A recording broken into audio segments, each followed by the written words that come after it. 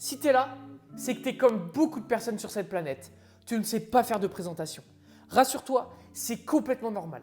À l'école, on t'apprend des tas de choses. Comment calculer l'aire d'un cube, d'un cercle, d'un triangle. Mais jamais comment faire une présentation. Pourtant, que ce soit les professeurs ou bien ton patron, on te demande régulièrement d'en faire sans vraiment savoir comment faire.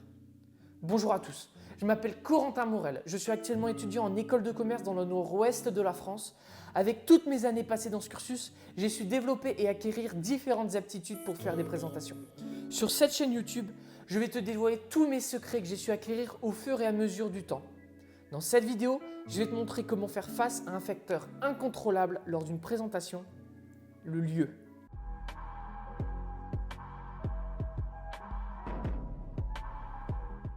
Pour une présentation, il existe deux cas de figure qui peuvent arriver. La première est que tu connais à l'avance la salle et le matériel dans lequel tu vas présenter. Et le deuxième cas est que tu ne connais rien. Pour le premier cas, si tu connais la salle, rends-y-toi quelques jours avant ta présentation. Regarde comment est disposée la salle. Est-ce que ce sont des rangs parallèles, des rangs circulaires? Est-ce que c'est une grande salle, une petite salle? Visualise les personnes et entraîne-toi à parler.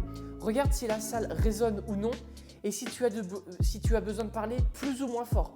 Tu peux même demander à quelqu'un de s'asseoir à la place la plus éloignée de toi pour voir si elle t'entend bien lorsque tu parles. La deuxième chose à faire est de tester le matériel. Teste les lumières, les enceintes, les vidéoprojecteurs, etc. Essaye tout le matériel possible dont tu auras besoin.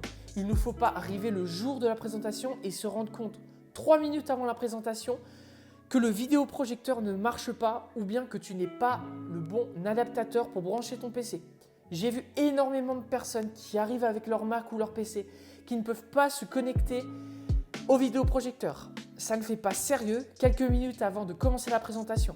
Ça fait attendre les gens pour rien et enfin ça te stresse.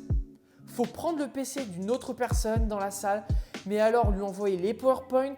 Alors, il faut Internet, rentrer son mail, se rendre compte que le fichier est trop lourd, alors lui envoyer en WeTransfer.